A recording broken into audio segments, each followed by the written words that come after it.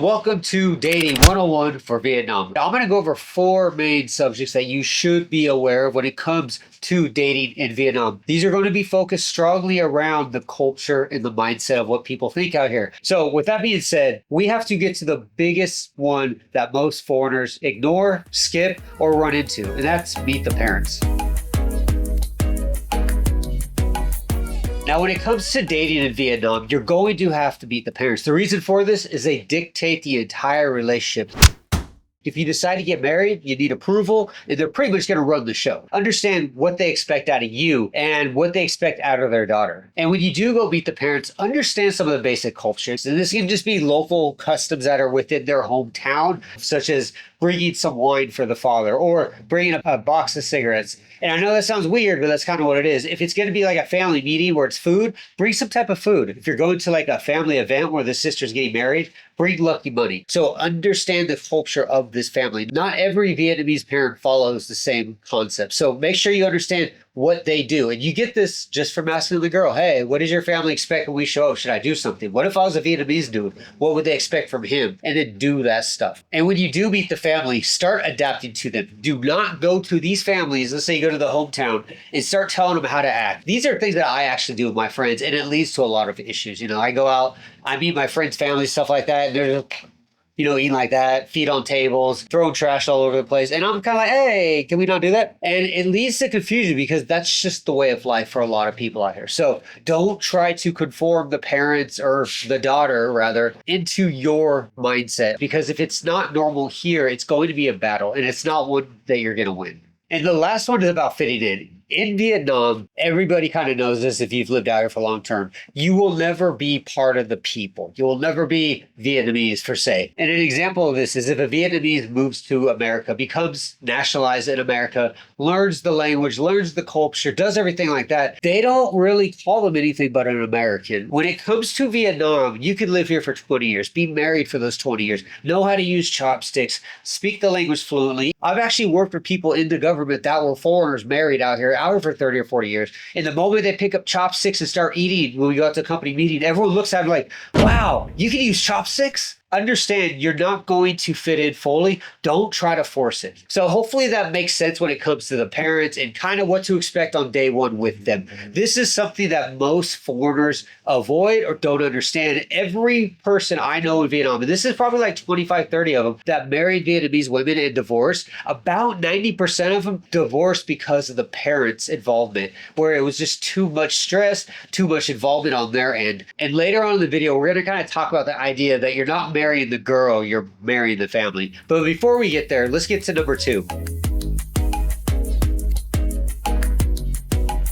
Don't decide on what girl you date or marry out here going strictly off photos and voice talks and stuff like that. The biggest reason for this is in Vietnam, everything is a filter. You will see girls all day with filters taking selfies. There's so many times I've been in a Highland Coffee and I see girls taking their selfies and I see the picture on their phone and I see the girl in person and it's like, that's not even the same person. So when you meet these girls, don't take their photo as who you're meeting. Don't take the video chat as who you're meeting. A lot of these apps like Zalo now have video call filters that can turn a guy into a female. So you have to be careful. Make sure you take these girls out. Go to a coffee shop, go to a restaurant, go to a concert, do something, but be out there with her so you can visually see who she is in person. This is very important. Now, where you meet these girls, I strongly recommend go to coffee shops. Go in to be a teacher, talk to the TAs, meet the family. A lot of my friends that got married in Vietnam, they met their wives through their TA when they went back to the TA's hometown for a vacation. They got invited like, hey, it's Ted. Do you want to go to my hometown with us? It's going to be our family, stuff like that. And some of my friends actually met the TA's sister or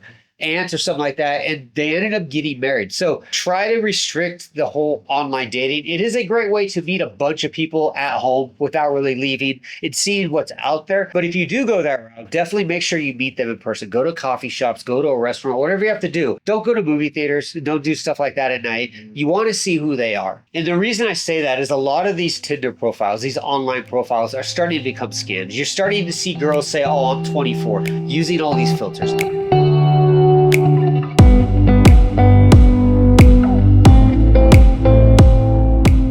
Now, the age of 24 in Vietnam is a very weird one. It is a good luck number for a lot of the girls. And when it comes to the girls that you should probably pass on, when you're looking at these profiles, being on Facebook, being on Zalo, being on Tinder, stuff like that, if they're taking a lot of pictures at a bar or they put their contact information in their portfolio, you're probably going to want to skip. These are some type of a service girl. This could be a bar girl that's just trying to get more customers to go to her bar. It could be an agent trying to solicit more English teachers or somebody to move into an apartment that she's trying to help lease out. Majority of these girls are just agents and staff trying to make a living, and using things like Tinder is a good way for them to get new clients. So do be careful. And once you do find that girl, take it slow. Don't rush this. You don't need to get married next weekend so you get your TRC. Take 3, 6, 9 months, whatever it takes, but take your time. Go out with her. Go out to events. Go to your friends' weddings with her. Go on road trips with her. Travel around Asia with her. Bring her back to your home country if you want to meet your parents.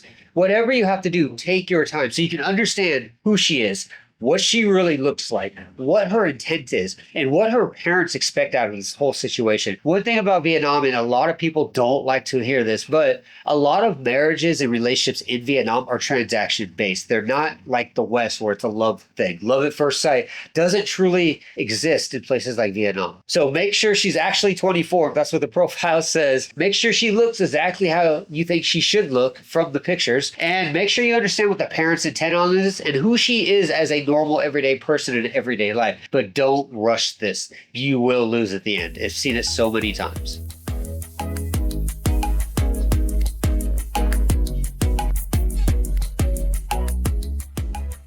If you do decide to get married, you have to understand you are not marrying this girl. You are marrying the family. When you marry into Vietnam, the family comes with it. By tradition, if a Vietnamese man marries a Vietnamese woman, the woman moves in with the husband, and that wife now takes care of the husband's family. And I don't want to say like a slave, but it does turn into that type of situation. If you're a foreigner getting married out here, the new wife's mother and father are most likely going to move in with you at some point. It might not happen immediately. I'm talking a few weeks, a few days, maybe a few years, but it always happens. I have never had a friend out here, foreigner, marry a Vietnamese and not have the mother-in-law move in, except a few. And the reason for those exceptions is the girls they married were usually already married prior, so the whole traditional thing is out the window, or they're over the age of like 29 years old and the family just kind of like whatever. They gave up with the whole tradition thing. Make sure you understand when you marry this girl, that family is a big part of it. And this is why, number one, meet the parents is such a big thing. They dictate your marriage. They dictate what she does. If you and her get in a fight, she will always favor her parents over you. Even if you're married to her and you have kids with her, she will always favor the parents because she has to. This is a cultural thing. So make sure you understand their culture norms, make sure they understand yours, and find that middle ground so you guys can definitely make this relationship work with her and the parents so there's no conflicts and fighting. And the last thing you really want is an angry Vietnamese mother-in-law. And when I say you're not just marrying her, you're marrying the family, this also means that you're not taking her away. A lot of foreign guys I've met that have got married have had this idea of like, I'm going to marry my wife and we're going to go move away and get a big house, or we're going to go back to America or Canada, stuff like that. This stuff doesn't truly happen in Vietnam. I know in America, you marry the girl and she moves away from her parents, you move away from your parents, you get a house. Maybe you live close to these parents, your mother-in-law, stuff like that, but they don't live in your house. In Vietnam, they do, and they typically have to be close. So that takes us to number 4.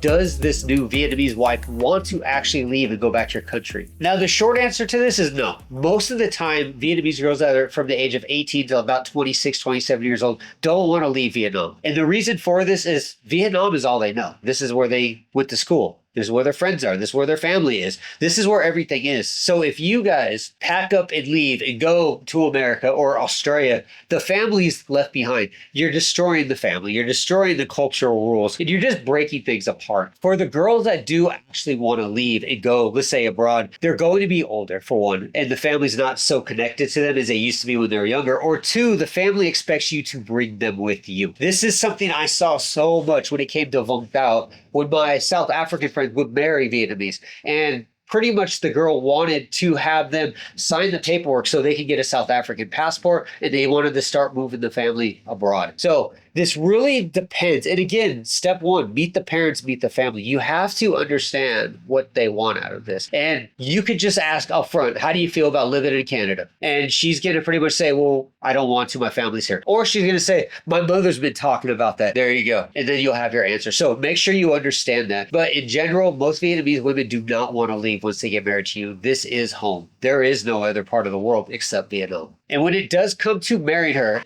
you cannot force Western stuff. You cannot get married in Vietnam and expect your wife to pretty much turn into an American woman in that respect. Places like Philippines, places like Thailand, you can get away with this to an extent because they are more westernized already in their countries. But when it comes to Vietnam, you're really going to have to adapt the cultures between you and her. A lot of Vietnamese parents will not adapt to foreigners. They will not adapt to your cultures. You could have a badass table, kitchen table, and they will still prefer to eat on the floor. So you're going to be doing more adapting than she probably is. And the last couple things before we get out of here. Number one, submission. Vietnamese women are not as submissive as a lot of people think. A lot of them kind of just do what they want. They sit on their phones and they're kind of kicking it, and they're not into the whole making you breakfast, lunch, and dinner, take care of the kids kind of an idea. I know in the West, we used to have this idea of women in the 80s, you know, like they were a stay-at-home wife. The guy went out to work. He worked his 80 hours a week, took care of the family, right? This type of stuff doesn't really happen in Vietnam. Again, the family, the parents are a priority over you, even when you marry her. Understand that that submissive thing is going to be something you have to figure out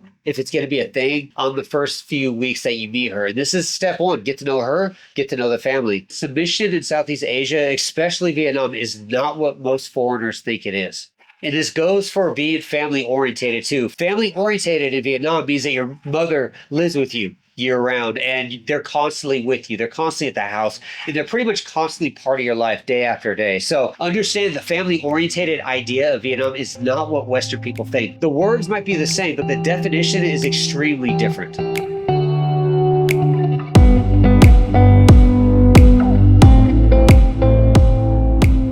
So I hope that gives you a good idea of what to expect if you do decide to come out here and meet somebody in Vietnam. The marriage side of this, we're going to go into in another video down the road. So make sure you subscribe to get that update. We're still doing the research and getting information from a lot of people out here to really give you the best insight on what the marriage process is on like an averages base. So do check that out. If you have any other questions about the dating idea in Vietnam, please leave a comment below. And if you're not already a member, hit the join button, get exclusive content weeks, months early for everybody else, and get into our Discord, ask the questions, personal stuff, things that I can get way more detailed with than I can on YouTube. And with that being said, if you want to learn more about Vietnam, check out my playlist right here about Vietnam. I've been out for about 10, 11 years. I've seen it, done it all. And with that being said, guys, I'm going to get out of here. Thanks for watching. I will see you again.